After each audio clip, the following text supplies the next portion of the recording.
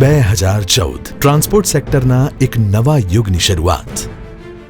જ્યારે ગુજરાતના તત્કાલીન મુખ્યમંત્રી અને હાલના પ્રધાનમંત્રી શ્રી નરેન્દ્રભાઈ મોદીએ બસ સ્ટેન્ડને બસ પોર્ટ બનાવવાની હાકલ કરી અને વડોદરા, મકરપુરા, ગીતા મંદિર, રાણીપ, મહેસાણા અને અડાજણ એક પછી એક એમ 6 બસ પોર્ટનું નિર્માણ થયું.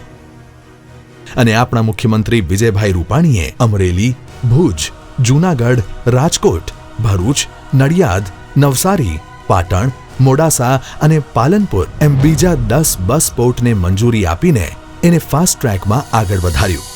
આખરે એ પણ આપણા રાજકોટના જ ને ઉપમુખ્યમંત્રી નીતિનભાઈના માર્ગદર્શન અને પરિવહન મંત્રી વલ્લભભાઈ કાકડિયાની પ્રતિબદ્ધતા સાથે ગુજરાત સ્ટેટ ટ્રાન્સપોર્ટ કોર્પોરેશને એક પછી એક કાર્યોને મિશન મોડ પર શરૂ કર્યા.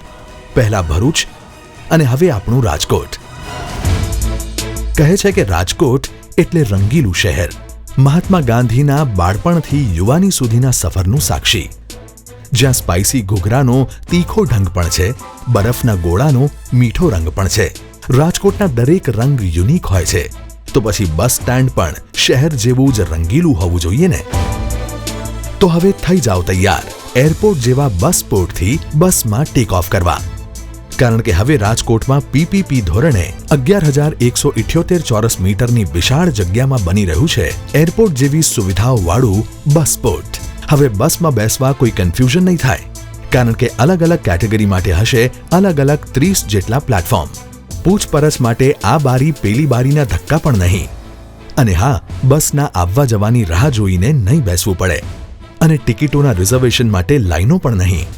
સામાનની સેફટી પણ હશે અને મુસાફરોને આરામ પણ. અલગ વહીવટી ઓફિસ મેનેજમેન્ટની સ્પીડ વધારશે, તો કેન્ટીન, રેસ્ટોરન્ટ અને ફૂડ કોર્ટ મુસાફરોની ભૂખ ભાંગશે. સાથે જ શોપિંગ, આરામ અને ઇન્ફોર્મેશનની વ્યવસ્થા આપશે એરપોર્ટ જેવું વાતાવરણ. અહીં નળમાં પણ મિનરલ વોટર આવશે અને સ્વચ્છતાની સંભાળ રાખશે શૌચાલય. અને તમારી સુરક્ષામાં તૈનાત હશે સીસીટીવી કેમેરા, એન્ટરટેનમેન્ટ માટે gaming zone, budget hotels, basement parking અને ઓફિસ કોમ્પ્લેક્સ પણ હશે આ બસ પોર્ટમાં. ગુજરાત સ્ટેટ રોડ ટ્રાન્સપોર્ટ કોર્પોરેશનના અવિરત પ્રયાસો જે લખી રહ્યા છે ફાસ્ટ ટ્રેક ગુજરાતની એક નવી વિકાસ ગાથા. એટલે રંગીલા રાજકોટમાં હવે ઉમેરાશે એક નવો રંગ. રાજકોટ બસ પોર્ટ.